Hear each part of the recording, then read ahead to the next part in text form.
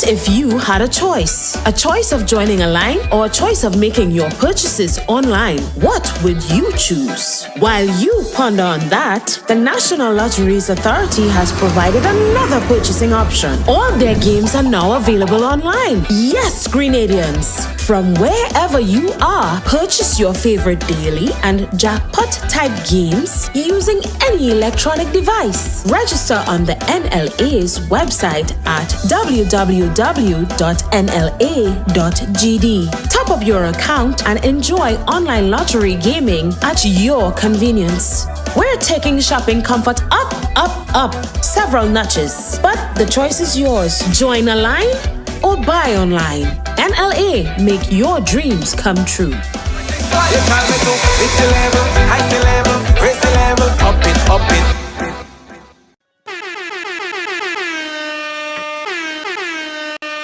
Yeah. Right along live. Welcome to the live. Welcome to the ride. Let me tell you something. A lot of times you guys are here and just expected that I will be here at this particular time. Now, I have a commitment, I have a responsibility, and I man up to my responsibility. I'm here, right? But just a little while ago, guys, coming in to be here was a mad rush. So I ended up in Brooklyn because I was taking care of some stuff in Brooklyn. And I got a hipping set of traffic coming back to do this ride along here tonight. And I kid you not, now I'm not a fast driver, I'm very safe on the road. While coming in, something started to knock under my car. Because earlier, while I was driving into Brooklyn, I hit under a manhole cover and it I don't know if it knocked something under the car, whatever. So me rushing, coming here, something started to knock under the car. I'm like, damn. I could just see the faces of the ride along fans saying, why are you so late? If only just knew what I had to go through. I had to kind of mask up the stuff, push it up a little bit, just to get me here so I could do the show. So I don't get cussed out by the ride along fans. Because I know all you're committed, but I have a responsibility to be here. And I don't shy away from my responsibilities. Okay? So I had to do a lot to come here. A whole lot. And getting here, it's a pity I don't have to go through the whole process of makeup and all that stuff. So I came straight from the road and I came straight on air. That's how it is sometimes, guys. Yes. So it gave me fresh out of the road. So big up riders. So if you always see the commitment and love that I have for the riders, right? Because today is a topic I cannot miss. I could not have missed. No matter what, I had to be here. Because it's an important topic that's affecting a lot of people, a lot of riders. Thank you so much, Susan. Thank you so much, Susan. I appreciate you as well. So, here how you show your appreciation. Here how I want you guys to show your appreciation. Or I would like for you guys to show your appreciation. If you could just share this program. That's all you have to do. Just share the program. And @followers. Just type @followers. So all your friends, all your family, everybody will get a notification that you just tagged them. @all your followers. Hey, Christine, how you doing? Yes, thank you. At least thank you so much. @all your followers. And that's how you show the real appreciation. I'm doing it as well. @all my followers. Nice. Because today we're going to be speaking with my good friend, Rachelle Charles. And Rachelle is a life coach. And not only a life coach, she's a criminal justice specialist. And today she will talk to us about something that we keep talking about every time. Domestic violence, domestic abuse.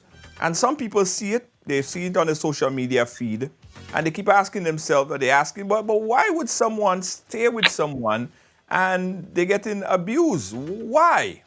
Some people can't understand it, but Rachelle has the answers. Rachelle, I've been doing this for quite a while, and this is not her first time on the program. She's going to add some clarity. In addition, There are a lot of myth. There are so much myth to domestic violence and when domestic violence start and what is domestic violence and even how to stop domestic violence in its track. No, we are under no illusion. Women get abused far more than men in relationship situation, whether it's well, mostly physically, right?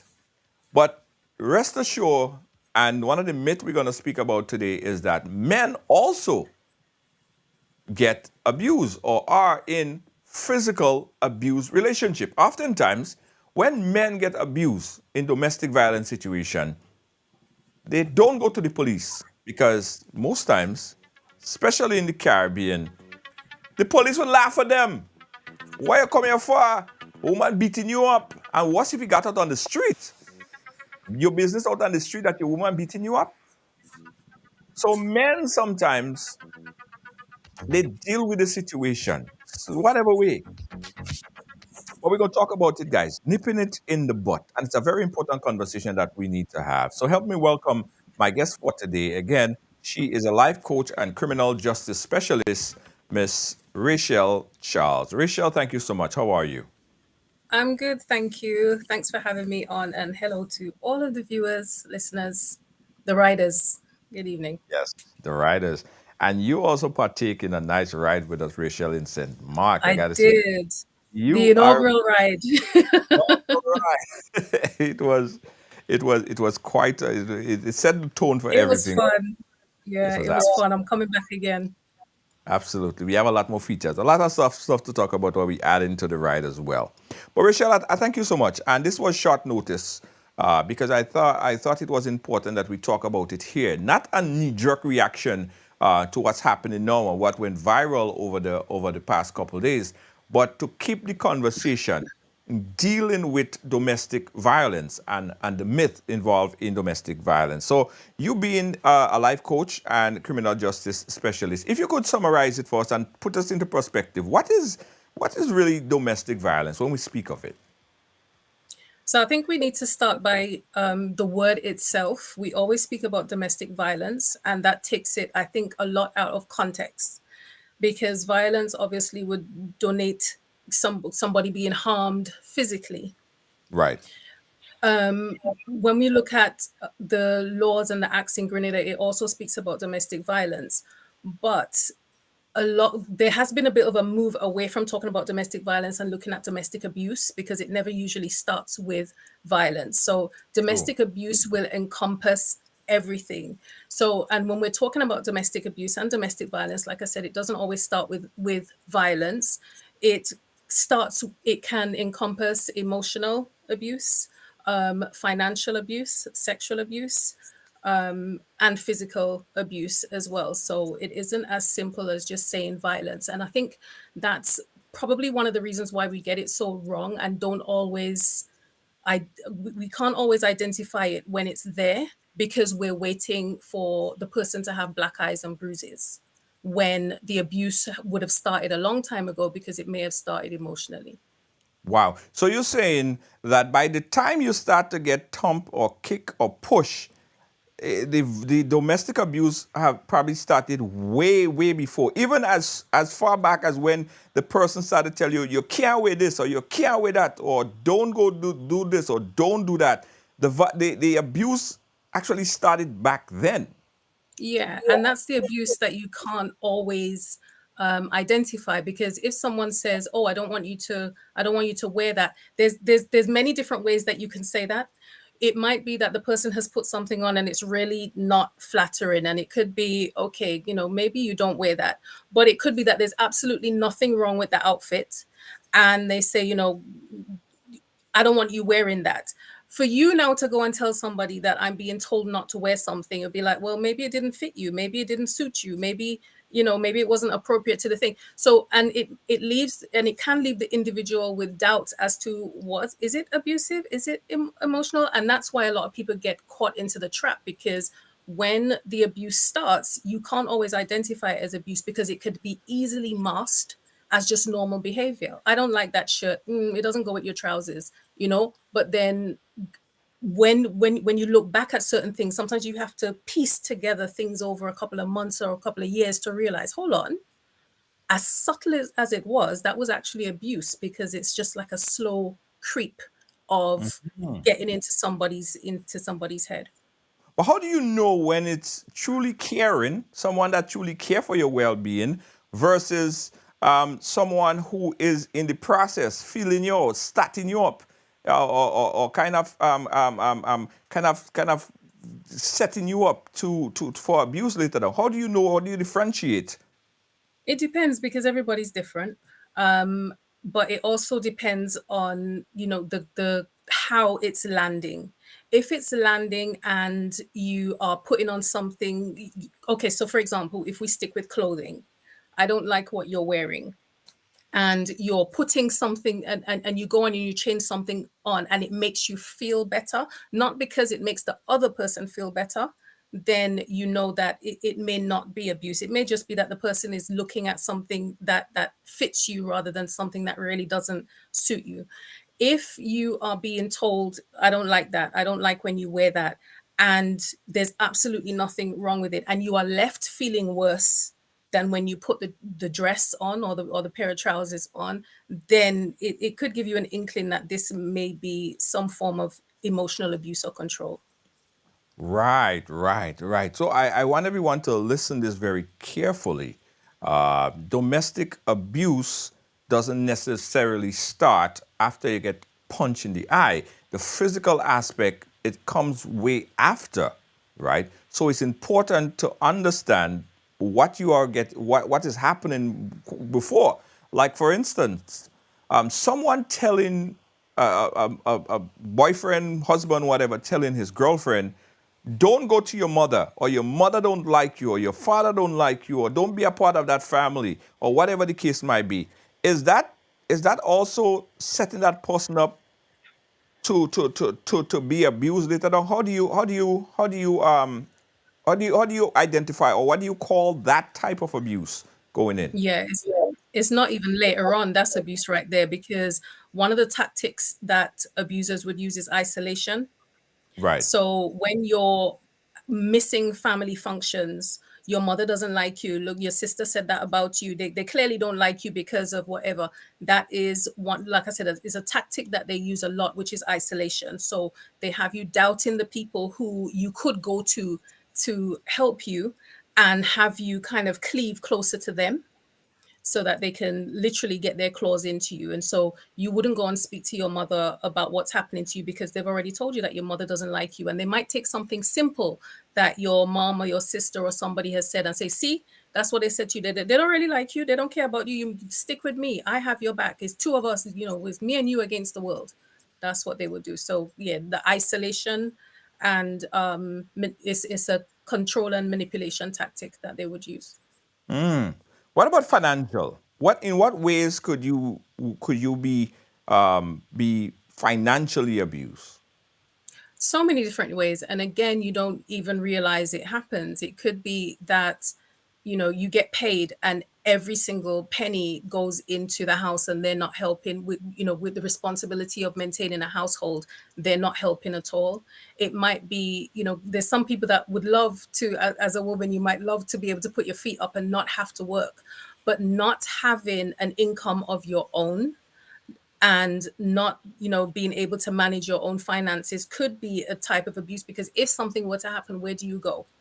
you How do you even leave to try and rent somewhere to get away? How do you even buy a train ticket? There are some people who have to, if they go into the shop, but they're being told, okay, this is how much for flour, this is how much for bread, this is all, here's your $10.25, come back with the change, that kind of. So financial abuse could take a host of different ways. So you could be working, but you're not in control of your finances. It could be that the other person's working and you're a grown person, but you're being given a pocket money and you have to account for things. So yeah, and that is one of the reasons why a lot of people can't get out of those situations, because of the financial control.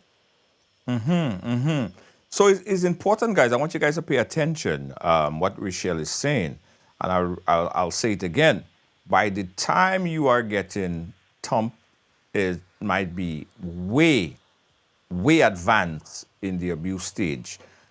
Rachel, talk about us So nipping it in the butt.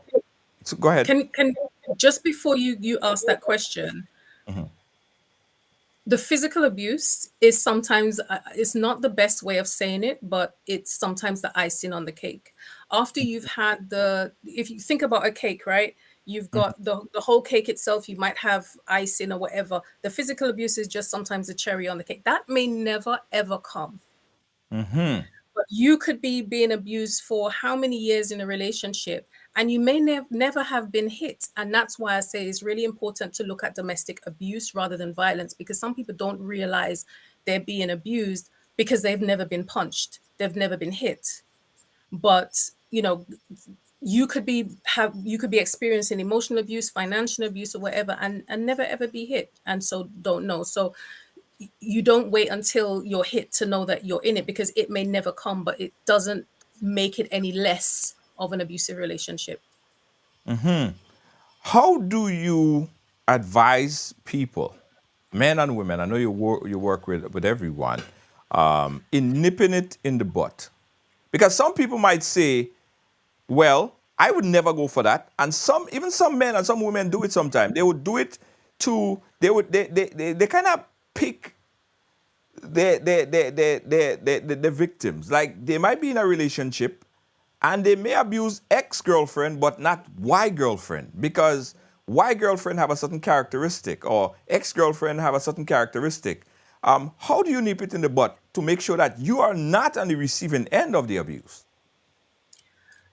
I think so many different ways to look at that, and it's not always the person who's receiving the abuse. If the person is abusive, they are abusive, and they may not be in certain ways, and we look at it as, oh, he didn't do this to this person, or they didn't do it to that person. But if they are if they're abusive, they're abusive, full stop.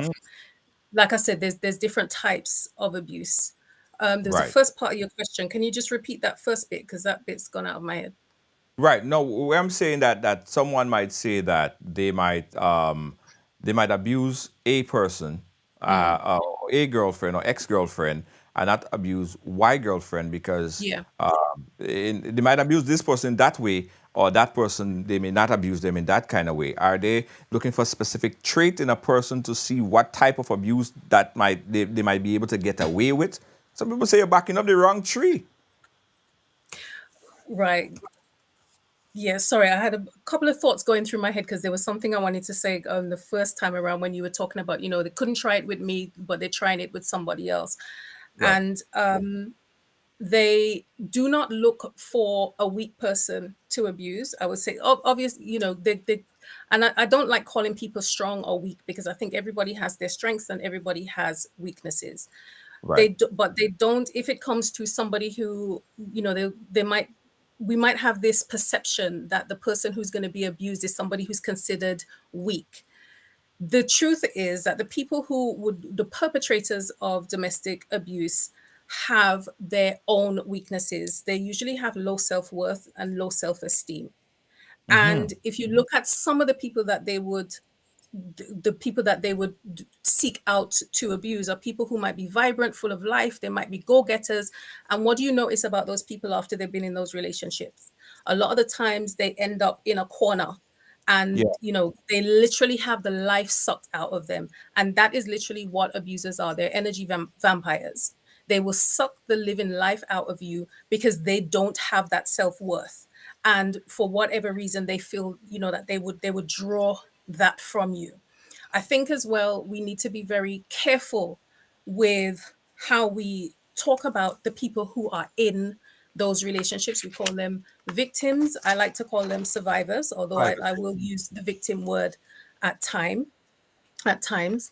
But we also have to, I didn't really look at that story until today when you brought it to my attention. I've had my head down. I'm relaunching my website. So I've been really busy over the past couple of days. And I'm kind of glad that I wasn't drawn into that conversation that's been going back and forth, because there are, and what I did was I went and I looked at the video and then looked at what the individual said.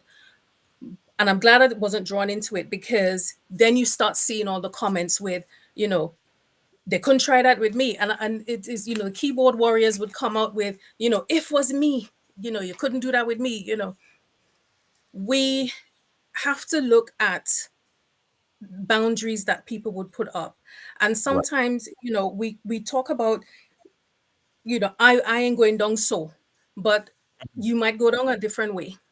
It Mm-hmm. might be that it might be that you might not stand up there and get punched, but you might be accepting abuse in a different way. So we need to Right. be careful with how we're pointing out that, you know, somebody is being abused and judging them based on that. I remember years ago I was speaking to someone who was talking about same domestic violence.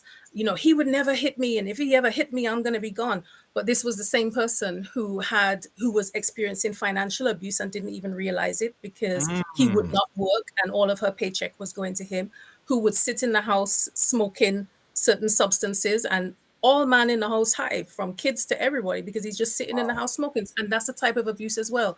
So we need to be really careful about saying they wouldn't try that with me, when we all have chinks in our armor. We all have ways in which we allow certain people to cross boundaries. We might not cross the boundary of abuse in that way, but there's other ways that some people might take advantage of us. You know, he ain't gonna beat me, but he might be haunting you too. So, you know, we need to Right. be very careful Right. with how we speak about people in that manner. Right. Island Girl said, "Do you believe once you get physically abused, it would continue?" Yes and no. It could be that it could continue, but at the end of the day, do you want to find out if it's going to continue? You know, Right. so if that person has crossed a line and put their hands on you, that's the time when you need to be thinking, if you haven't been thinking before and haven't seen the signs before, that I probably need to get out of here. You know, so I know that there's people who have said, you know, he hit me once or they hit me once, and you know, whatever came out of that altercation, it's never happened again. But if they feel free enough to cross that line, then what could stop them the next time? Interesting stuff. Could an abuser get treated or turn around, or or do you think that he just use whichever one is more convenient? Like you said, she might say, well, he ain't punching me. I ain't allowing him to punch him. But on the other hand, he might be getting physical abuse. Do abuser get reform, or they just try to pick the next more convenient way to abuse someone? So I've kind of been in the criminal justice system for 25 years, and we kind of have to have that belief that everybody can change. Right. And in my personal life, that's what I've taken into my coaching practice, that belief that we are all capable of good, and whatever has happened, there is always a way to reverse it. So I do believe that. And I believe that of practically any offense that you've committed, unless you have mental health disorders and something else, and something else is going on. And when it comes to abusers, there's different programs that you can put people on in terms for domestic abuse, but it needs to focus on power and control. And one of the ways where we go wrong in the criminal justice system is looking at abuse and calling it anger management. Aha. Anger management is not, and I say that categorically, is not the program for abusers, because all that does is help them to control their anger properly Hmm. and to channel their anger properly. If you are dealing with somebody who is in who is a domestic abuse perpetrator, and you understand that they're being sent through to anger management, no, they need to have specialist programs that deal with power and control, because domestic abuse is not about, oh, I got mad and I hit them, because these same people might get mad on the street, but they're not going to hit any random person on the street. They're Right. going to hit the person who they feel they want to have power and control over. They lash out at the people who are closest to them. They will lash out, you know, they could be in the street and have an altercation, and they would just back down or walk away, and then they come home and beat their spouse. So this is not about anger management. it's about power and control, and it's about looking at how do you deal with your issues, and it's an issue of self-worth, because if you're feeling lower than, then you're going to want to exert power over somebody. It's kind of like, it's not the same, but it's kind of like the school bully. The person who's in school bullying the other kids may not be getting the kind of love that they need at home, may Right. have low self-worth. And we don't turn around and say, oh, it's just because he's angry. I mean, sometimes you could use it as a throwaway comment, but that's not the reason why. There's something lacking there. And they Right. bully the other kids. They come home and they bully your kids who are getting the love because they're not getting it. And Mhm. so it's kind of like that similar behavior that comes into adulthood now, where you have low self-worth, your self-esteem is low. So I'm gonna go and bully somebody who I can see kind of has themselves together. And that's why I say that we need to be very careful about the way that we label the victims, because the victims are not these so-called weak people. They are usually people who are out there getting their life together, and these people see them and think, I'm going to take that one down. Mm. There's a part of them that probably thinks, you know what, maybe this person can bring me for, but because of their low self-worth, they end up taking that person down. Wow. So you spoke about power and control. Let's stay around there for a little bit. Power and control, because oftentimes we see and we know it to be a fact that it's not only women that get abused. Sometimes, and in a lot of cases, men also get abused. Is it the same power and control from the woman perspective to the man? Men offend men offend differently to women. And and I say that in generalized senses, and that's from theft to violence and that kind of thing. So a man offending and a woman offending, even if it's the same offense, may be very different. So Right. there are so I mean, we know that the abuse statistics worldwide is like 1 in 3 women and 1 in 7 men. So we can't take away from the fact, like you said, men do get abused, but it can be quite different. With men offending, it's more about power and control, committing domestic abuse. With women, it could be as well, for some. For others, I would say that there is a large number of women, and this is not for everyone, because we all know of that man who is absolutely brilliant and has a woman who is abusive. So I'm not speaking about that category of people, but there are many times when women are convicted for domestic abuse, it's because they have come to the end of the line, because they've been maybe emotionally abused for so long, and it's in retaliation. But then there are, like I said, we cannot take away from the fact that there are men who are experiencing domestic abuse as well. And it's because of it can be similar issues because of their self-worth, or they want the man to be something that this man is not for whatever reason. Or it may be that they understood that men had to be a certain way and this man is not this way, and so they would take out that frustration on him as well. But the power and control is mainly from the male perspective. Right. What sort of untreated trauma do someone go through in their life that you've seen in your experience that would lead them to be an abuser? Case in point, I did a story a few years ago, and this guy is a former sexual molester, right? He molested a child when he was 41, and he molested a 14-year-old child. So he was on the program, and I was asking him about it, and he was crying long tears. And his story was, it happened to me. When he was 14, he was sexually abused by someone his current age. But he lived his life without getting any treatment, without getting any therapy. So he grew up as a big grown man, sexually abusing a 14-year-old child the same way that he was sexually abused. He didn't like it, but it turned out doing that to someone else. So is that a trend? And what sort of unresolved issues that lead to someone to be an abuser like that? With him, it may be slightly different because it's sexual abuse, but then we all have choices when it comes down to it. And even if you were abused, doesn't mean that you will turn around and abuse other people. So I would still bring it back to you have a choice.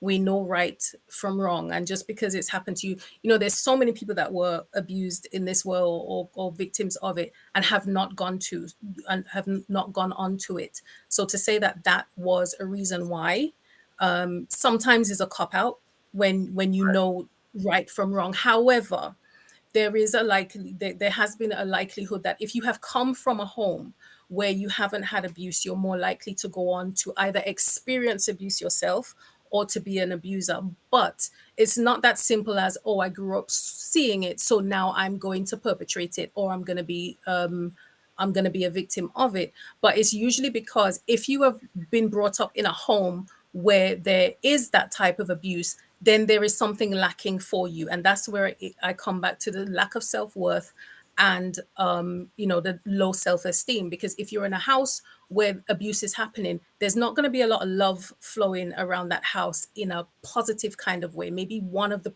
parents may be in a capacity to show you that, but you're not in a positive environment. So it's the lack of the love and nurturing and seeing a positive environment that would lead to or could lead to that person going on to abuse. But it's not necessarily that just because I saw abuse that I'm going to go on to do it, because I would say that there are more people who have been brought up in dysfunctional households who have gone on to lead positive lives because they've decided that I'm not going to allow my child, my spouse, my partner to go through what I did. And I would say it's a small subsection of people who would turn around and say, oh, it happened to me, so I'm going to do it to someone else. We all have a choice. What would cause a strong black educated person, or any black, white, it don't matter, a strong educated person to project such a bold and strong personality on the outside with their friends and family and everybody else, but timid to leave a relationship where they're being abused? What is the psychological, what is happening there? I could get pers- I can get personal on this question, because I'm a criminal justice specialist, been there for 25 years, but I was in an abusive relationship myself. Went on for many, many years, and it was a slow creep. It didn't start off abusive. I am very good at what I did. I was working with domestic abuse perpetrators during that time. Some of it I didn't even recognize when it was happening to me, and it wasn't until afterwards I was like, hold on, that was abuse. But what happens and the reasons why you could be in that situation, even if you think, I know everything that's going on, why doesn't the person come out? I think we need to, again, it's language, and Uh-huh. the use of the language that we use will help us in the understanding. Is not in why don't they come out, it's why can't they come out. So the people who are quick to say if was me, and jump on Facebook and whatever and say it could never happen to me, you know, take that same energy and go onto Google and simply Google why can't they leave? And you will see a whole list of reasons as to why people don't come out of those relationships straight away. And usually, right at the top is fear. And it's a very real fear that something is going to happen to you, because the same way that we have the statistics that say 1 in 7 men are abused and 1 in 3 women are abused, is the Right. same way that we know that the time a woman is most likely to die in a relationship is when she attempts to leave. So the fear of losing or coming out of that relationship is absolutely real, especially if you've had physical abuse, because a lot of time, them couple of punches that you might get or the couple of hits that you might get may not be enough to break a bone, but it's enough to let you know that if you're out of line again, it could get a lot worse. So fear financial reasons, and community is one that keeps people stuck a lot, because the shame, the embarrassment, you are this big successful person, and how could this be happening to you? You can't go and tell your family, because the first thing you go and tell when you go and tell family or friends is, okay, try to make it work. I looked at that person, the video that was there, and they went as far as court. If you listen to that part of the story, and they were told, oh, you're a young couple, go get counseling. Look, there's bruises, there's cuts. This is not a counseling matter. And so if you have the idea that nothing is going to happen Right. to that person, then you don't do it. And I can see February Moon's comment where it says they don't want to get the person in trouble. There's also that fear, because at the end of the day, if you go to the police, and suppose the police do what they're supposed to do, Right. you go to the police, they take it through court, the person goes to jail. You can only breathe for so long, because Right. that person has to come out of jail at some point, and you don't know what state they're going to be coming out of jail in, because they could be coming back to you for you, and it could be 10 times worse. So there is fear at every stage of when you're in the relationship, even leaving the relationship. And leaving that relationship is, like I said, it's one of the most dangerous times, and sometimes it is safer. And I'm trying to choose my words very carefully so people don't think I'm saying to stay in, but it's safer to stay, look at the what is happening around you, and have a proper plan of action as to how you're getting out, rather than knee-jerk reaction and just run. Because if you're staring danger in the face, you kind of know where it's going to jump out at you. If you jump out of that relationship, you don't know when it's coming or Right. where it's coming from. So yeah, it's not as easy as just jumping up and leaving like that. So let me get it right, because I've heard this said a lot in regards to how to get out of abusive relationship.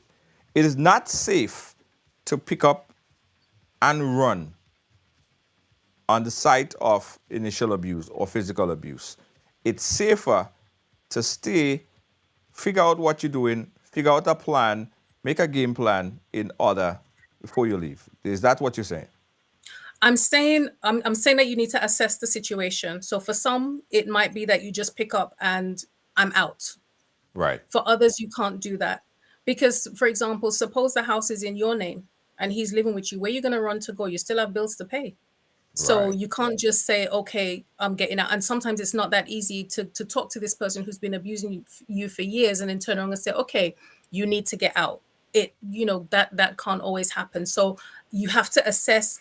So we look at it like in a broad sense. These are the main things that you need to look at, but then you take those and then you look at it, you individualize it afterwards. So what does it mean for this person? Is this a situation where maybe the person is more mouth than anything else and they're not going to do it? I could just pick up and go. If it's somewhere where there is a real threat, you can't just pick up and go. And especially if, I mean, a lot of the people here, we're all from Grenada. And if you think of how big Grenada is, where really are you just going to pick up and go? He knows where your mom lives. He knows where the kids go to school and you had to go and pick them up. He knows where you work. It's not safe. Right. So you have to have, as Spice Chick Jab Princess says, you have to have a solid plan. Is it or Rachel Botang said you have to have a solid plan. You can't just always pick up and go.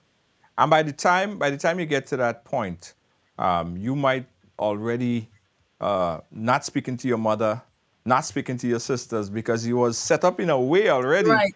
to Right. not have support. So you only So you support. understand how it works. You Yeah. understand how it works. So by the time, and they know that what they're doing is wrong, and they know that you're going to want to come out, right? But they set it up without you even realizing it. So no, when you need help, you can't pick up the phone to your mom or your sister, because they're going to be like, tell you about that man, how long, can't do Right. that. And Right. then the embarrassment, the shame, what's the community going to say? There's so many people sitting there because, the pastor's going to look at them differently, or people that, you might be somebody of position in society. And what is it going to look like if, it turns around and people find out that you're being abused in your home? And the perpetrators know that too. Yes. So, yeah. Guys, we're very, very important topic here. We're talking about abuse and the different levels of abuse and the challenges as well. And when it's safe to leave, as I said, I heard this before.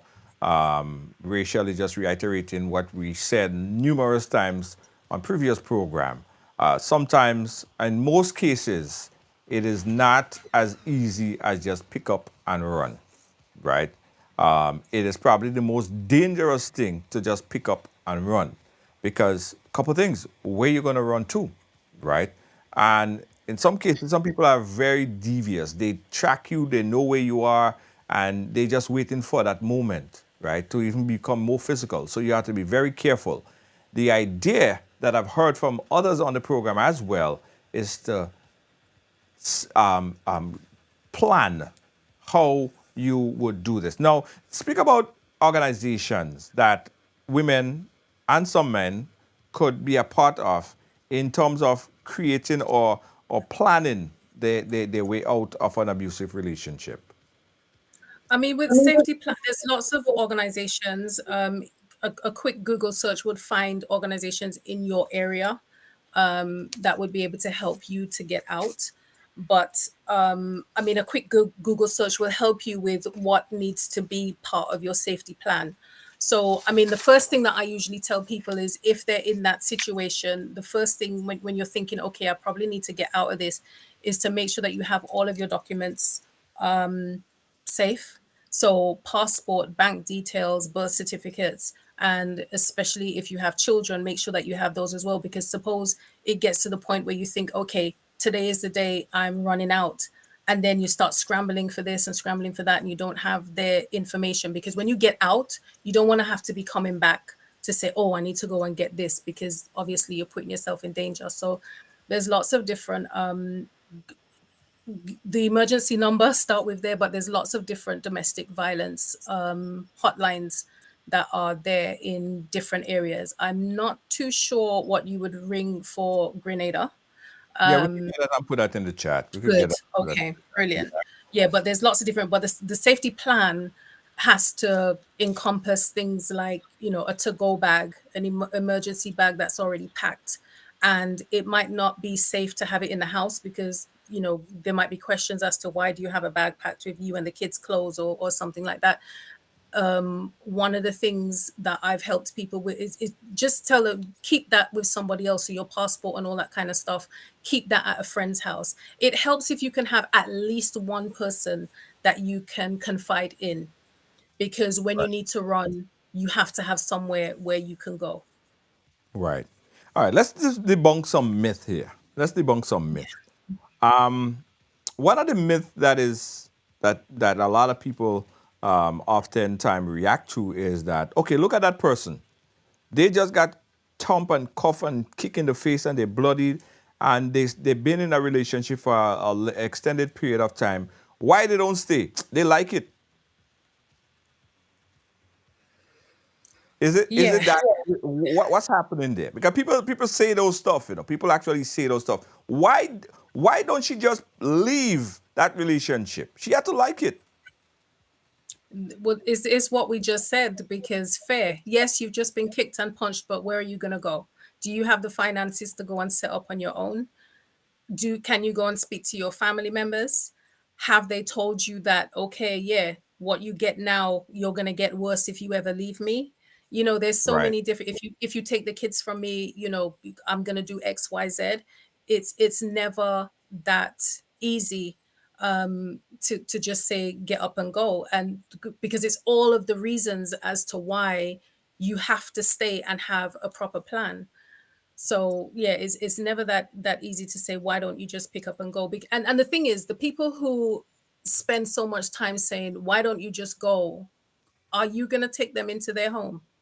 Are you going to be there in the middle of the night when, you know, they're getting phone calls and being stalked on the way to work or on the way back home? Are you going to be there financially for them, especially if they don't have the finances to move, to, you know, to help them as they go through this difficult period? Because it's going to be difficult. So it's all easy and great to say why don't they just go, when you're not living it and you don't understand all of the things that come out from this. Leaving an abusive relationship if it's that type of abusive, it's not as easy as just blocking a phone number. Right. Your life after that can sometimes never be the same because you don't know what is going to happen next. So it's not as easy as, oh, just walk away. You have that's why you have to have a proper plan. It's not as easy as just saying, oh, just leave. And there, I mean, we grew up in a period as well where I'm pretty sure you heard it. Oh, he hits me because he loves me. That was my other myth. That was my other myth. Oh, okay, so I jumped ahead. Yes. Should I go into that one then? Go- let's go right ahead into it. Yeah. He hits So me because again, he that loves me. kind that stems from self-control. It's from low self-esteem. But also you will get these abusers who will do that, and it's because somebody has the victim has upset them or whatever, or they've decided to become upset for whatever reason, and then they hit them. Straight after that, it's usually, I'm sorry, I did it because I love you, da, da, da. And you're gonna believe that because you didn't fall in love with the abuser. You fell in love. The person who you met, who chirps you on the side of the road or whatever it is, or wherever you met, was not abusive when they came and spoke to you, and you're seeing a glimpse of Mhm. that person who you fell in love with. And then you can internalize that and think, oh damn, maybe it was because I wore that dress he didn't like, or maybe it was because I said it in a certain way. Oh gosh, yeah, I did burn the dinner, and he had a hard day at work, so that's why he was so thing to me.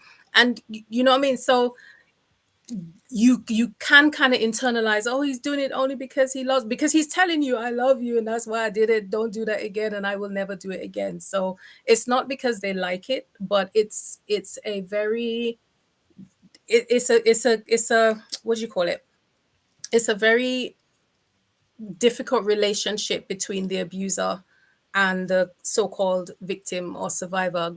It's like Stockholm syndrome. The person Mhm. who is putting you through hell, you can after a while kind of feel sorry for them. You don't want to get them in trouble. You don't, because the person that you fell in love with, and they will remind you, because you could get punched or whatever today.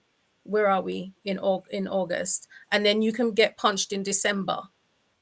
There are 363 other days when you didn't get punched, Right. or you were getting emotional abuse and you didn't realize that it was. So, not every day is abusive. So Yes. that's Yes. why it's difficult, and it's kind of like, well, I've never smoked, but they say it's kind of like chasing that high.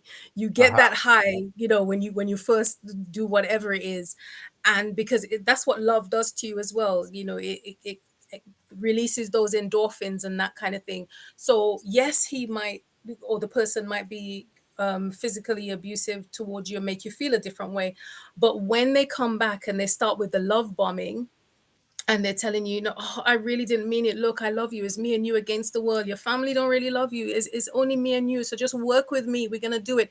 It's going to tug at your heartstrings. And then you're going to think, yeah, he only doing it because he loved me. So, Mhm. yeah. Can counseling help in situation of abuse? Mutual counseling, you believe?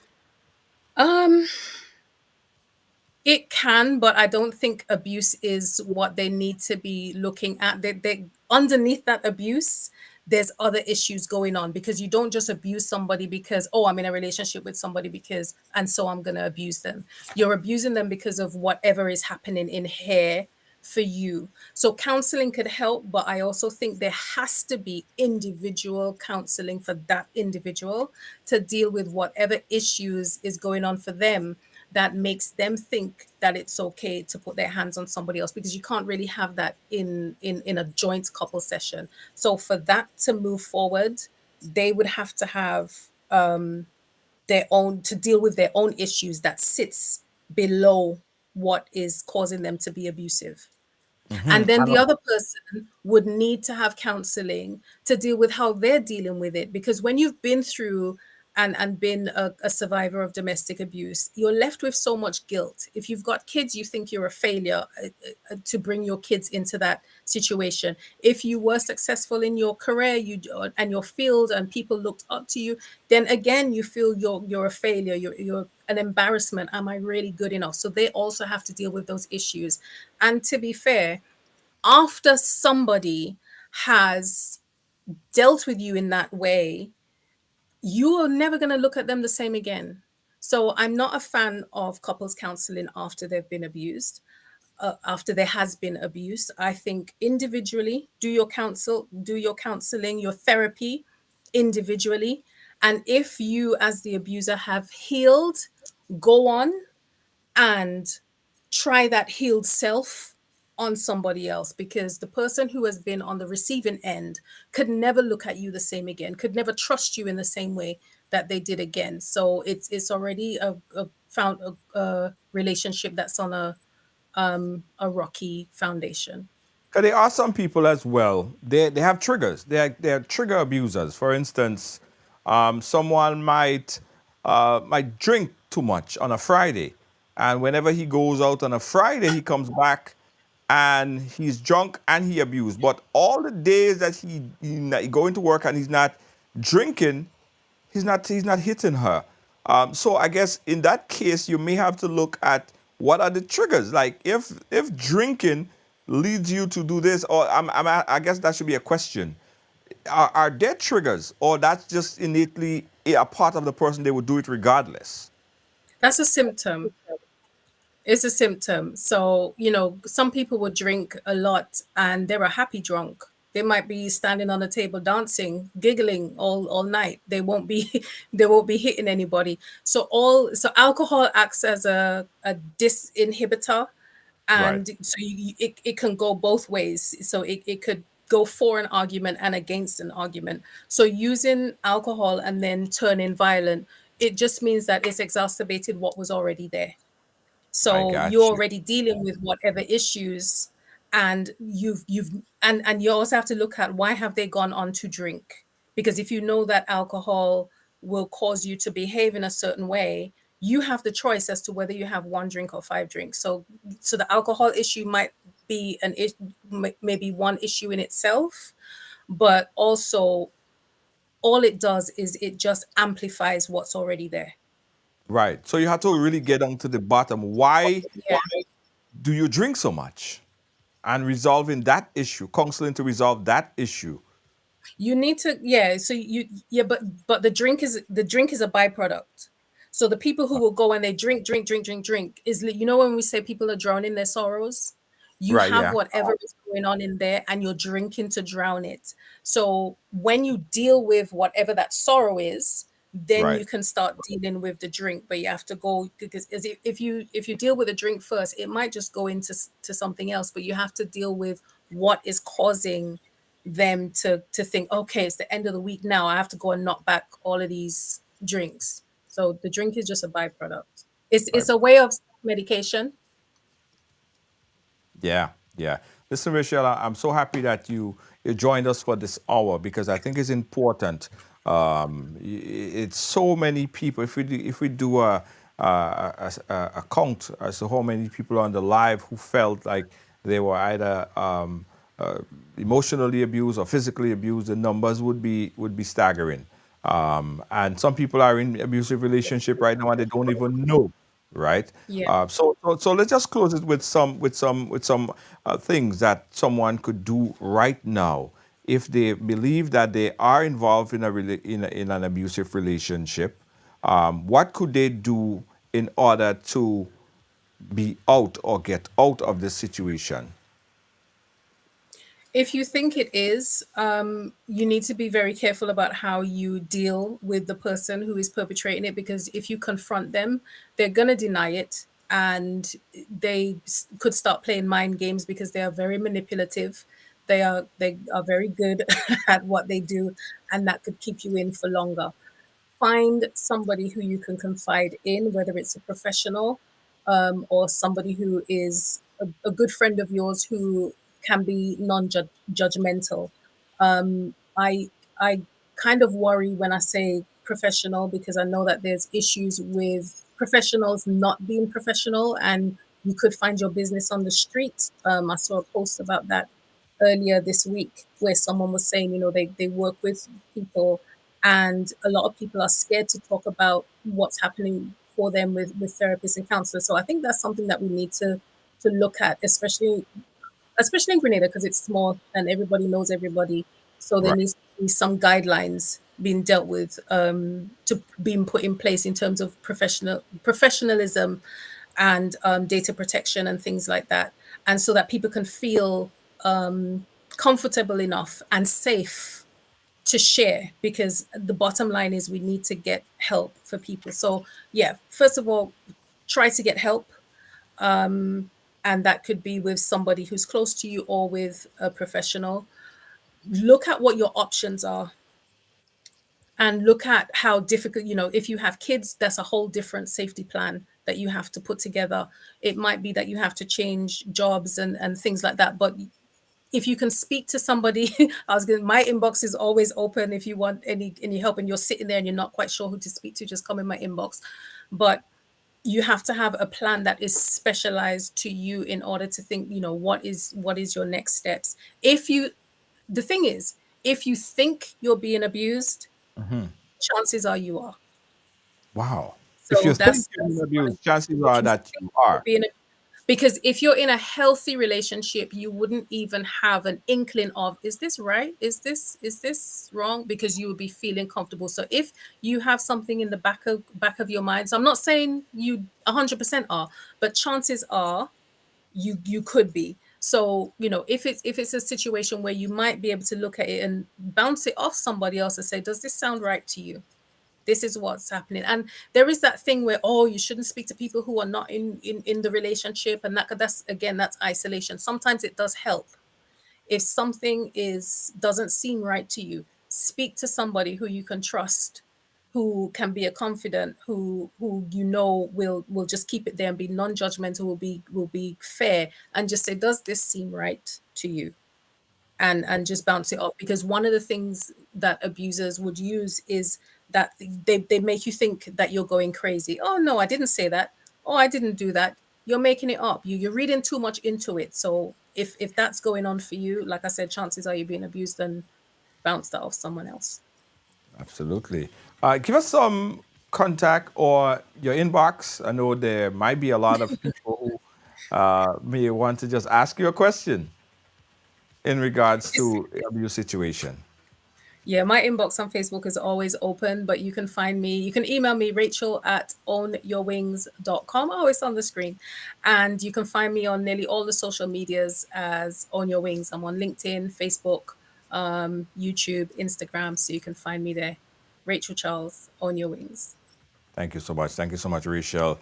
Short notice, but you made it happen. We really Yeah. appreciate you. I know it's about going on 12 o'clock by where you are at. Yes, it is.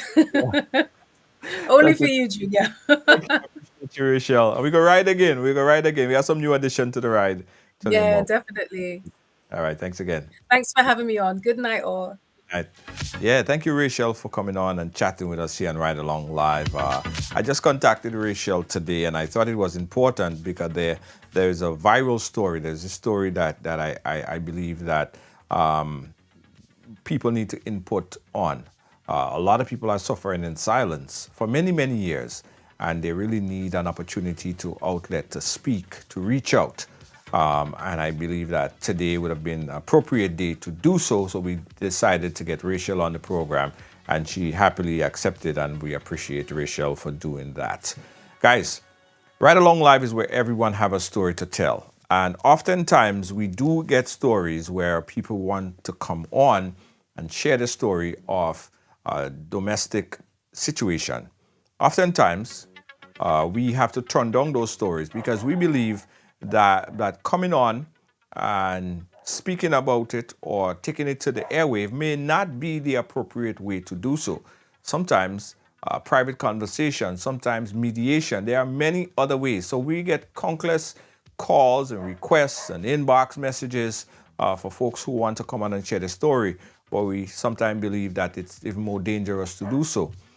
We believe mediation, We believe counseling, all of these things work very, very effective. And in most cases, we recommend it to happen. Thank you guys for watching. Thanks for sharing your time with us. We do know and understand it's Labor Day weekend and you guys have a lot to do.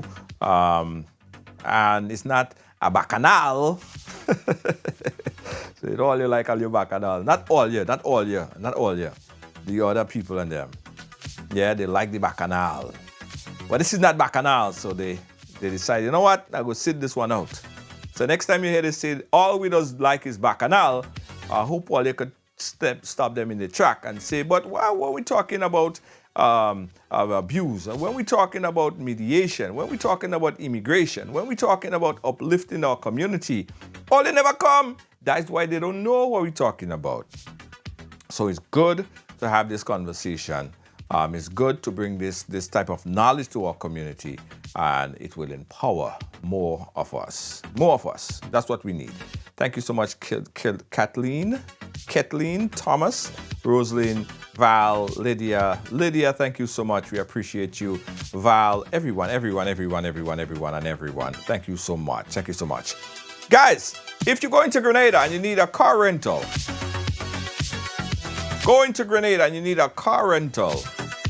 you can check out, the link is right there in the chat, or you can call 422-1011. They have small cars, big cars, SUVs. Check them out, car rentals in Grenada. Check them out right now. Or you could click that link or scan that QR code on the screen, car rentals in Grenada. Don't move, we'll be right back with final closing words. I'll be right back. Excursion and Tours weekly e-bike rides. Gather your family and friends for an unforgettable ride through stunning landscapes. Book your adventure today at ridersabike.com or call 473-422-1011. Don't miss out. Let's ride.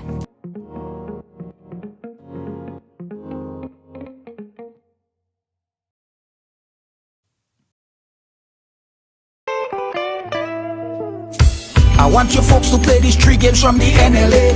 Daily pick 3 cash flow and play with. You will be supporting sports and culture, nation building and our future. So go out and play, folks, make it a must. You will see what the National Lottery is doing for us. When you play pick 3 cash flow and play with, the NLA will support you all the way. Starting September 30th, Monday to Friday, these 3 games will be drawn mid-morning, 9:45 a.m., midday, 12:45 p.m., and evenings, 7:45 p.m. The National Lotteries, supporting sports, culture, and nation building. Sunday money day. Today.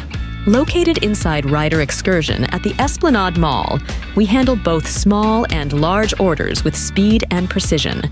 For fast, quality t-shirt printing, call Instaprint at 473-422-1011. Get your perfect print today at Instaprint. Printing done in an instant.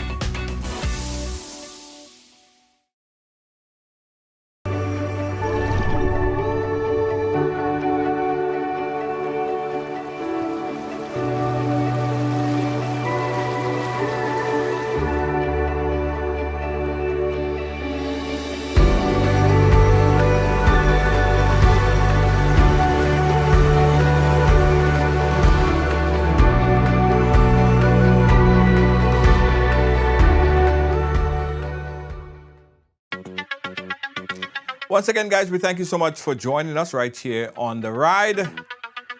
Don't forget to support the sponsors, the people who support us. Guys, I have an announcement to make in regards to the Ride Diamond. Now, over the carnival season, we spoke about the launch of a new product, the Ride Diamond, which is like an Uber. As I told you guys, it's like a Lyft. That's what it is, right? So we spent the entire season going through some rigorous tests, right? And we are ready, like on the cusp, because of course we have to make sure that thing working properly. A lot of different, moving parts in this. So now we went through our tests. We spoke to all stakeholders, spoke to the taxi association. We spoke to drivers. We now have over 150 drivers on board. So we are slowly going to be rolling out our Ride Diamond product. It is an easy product to understand. You in Grenada, you want a taxi, you just came off the airport, you download Ride Diamond, you just click, press, a taxi would come pick you up and take you to whatever destination. Simple like that. It's a cashless system, but you know how that whole thing work already. Cashless system now is available in Grenada through Ride Diamond, right? We have the centralized transportation, so we now have drivers from St. Patrick, St. Mark, from St. John, from all over, St. Andrew, all over, and they are on the Ride app. It will be soon available, within this week, soon available on the Google platform. We'll tell you more about it. We also do have a social media component, but when you guys get it, you're going to see, you're going to play with it. You get a chance to really check us out. All right? Also, guys, we were telling you about the launch of our one of our new product that we're getting ready to launch. Where is it? Right here. Yeah. So now you could soon, all of that's going to be controlled on the app as well. Ride the Sea. So you know you could ride your e-bike. Now you could ride on the water. So this is Ride the Waves, right? Starting in the end of September, it will be available. And we'll be in Grand Anse, so that's where you can come and ride the wave. Bring your family and friends and come and have a great time. If you're looking for t-shirt printing, you got to check out Instaprint. Yeah, Instaprint Grenada. Now, we print t-shirts from 1 to a million. If you just want one t-shirt, you could come in there, and by the time you turn your back, you got a t-shirt and you're ready to go. Check out Instaprint, 2 locations, one in New York, one in Grenada, 718-701-5720 or 422-1011. Check out Instaprint Grenada.